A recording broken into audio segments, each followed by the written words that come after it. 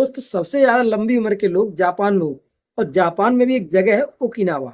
इस गांव में कोई ऐसा है ही नहीं जो 100 साल से कम हो, यानी 100 प्लस है सब। ऐसा क्यों है? और देशों में 100 आदमी 100 साल तक पहुंचना मुश्किल हो जाता है। इंसान इतनी लंबी उम्र कैसे जी लेता है? तो दोस्त पहले तो लोगों का मानना ये था कि इस गांव में एक फल पाया जाता है जिसका नाम है सिकवासा।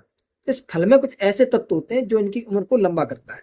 लेकिन जब उस फल की जांच हुई, पता चला इस फल में एंटीऑक्सीडेंट ज्यादा पाया जाता है। लेकिन बात ये आती है, एंटीऑक्सीडेंट तो जामुन में भी पाया जाता है, आलू बुखारा में भी पाया जाता है, ब्लैकबेरी, अनार, अंगूर, आंवला, इन सब में पाया जाता है। और ये फल तो ऐसे दुनिया के हर कोने में खाए जाते हैं। तो यहाँ के लोगों की इतनी लंबी उम्र क्यों नहीं होती? सबसे ज्यादा ये चीजें तो भारत में पाई जाती है। इसके बाद भी इंसान 80 साल से ऊपर नहीं जाता। तो दोस्त दो लेखक हुए, हेक्टर गार्सिया और फ्रांसिस्क, दोनों अच्छे दोस्त थे। तो ये दोनों दोस्त ओकिनावा गांव में पहुंचे और इन्होंने सर्च किया और ये वहां पे रहे।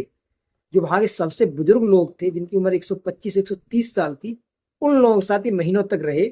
और इसके बाद उन्होंने एक पुस्तक लिखी जिसका नाम है इकिगाई, जो वर्ल्ड की बेस्ट सेलिंग पुस्तक मानी जाती है। दोस्त कुछ इसके बारे में बताएंगे और समय मिला तो एक पूरा डिटेल में पूरी बुक का वीडियो लेकर के आएंगे। और अगर आप ये किताब पढ़ना चाहते हैं तो आपसे संपर्क कर सकते हैं, कमेंट करिए, या जो आप ऑनलाइन सर्च करते हैं उससे कम में आपको आपके घर तक पहुंच जाएगी। तो हेक्टर गार्सिया ने कुछ चीजें वहां नोट की जो मैं आपके सामने शेयर करूंगा। सबसे पहले तो उन्होंने नोट किया कि उस गांव के लोग अपने आप को बिजी बहुत रखते हैं। यानी वहां के लोगों का मानना है कि जितना आप अपने आप को बिजी रखोगे उतना आप लंबा जिएंगे।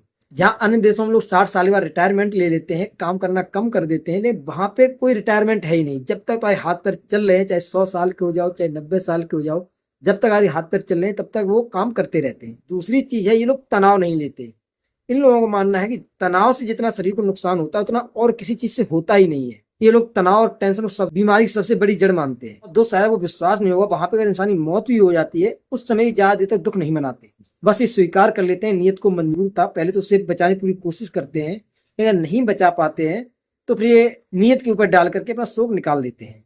यानी ज्यादा समय तक दुख नहीं मनाते। दोस्त ये तो पता चल गया कि बीमारी की मेन जड़ तनाव है, लेकिन बात ये आती है इस तनाव से मुक्त कैसे रहा जाए, ऐसा क्या किया जाए तनाव ना हो। तो हेक्टर गार्जियास लिखते हैं ये लोग तनाव से बचने के लिए सजगता का इस्तेमाल करते हैं। यानी सजगता का मतलब है कि वो जिस भी काम को करते हैं ध्यान उनका उसी काम पर होता है। अगर ये लोग ईंधन के लिए लकड़ी काट रहे हैं तो इनका पूरा ध्यान लकड़ी काटने पर ही है। खाना खा रहे हैं पूरा ध्यान खाना खाने पर ही है। इन लोगों का मानना है अगर आप सजगता से काम करते हैं तो आपके विचार शून्य होने लगते हैं, आप वर्तमान का आनंद लेते हो, जिससे तनाव कम होता है और आपकी उम्र लंबी हो जाती है। और सजगता को मजबूत करने के लिए इस गांव के लोग मेडिटेशन जरूर करते हैं और बच्चों में शुरुआत से ये लोग मेडिटेशन की आदत डालते हैं। 1 घंटे सुबह, 1 घंटे शाम ये मेडिटेशन जरूर करते हैं। इन लोगों का मानना है मेडिटेशन से ही सजगता बढ़ती है। और दोस्त तीसरी चीज है, ये लोग बैठकर काम नहीं करते।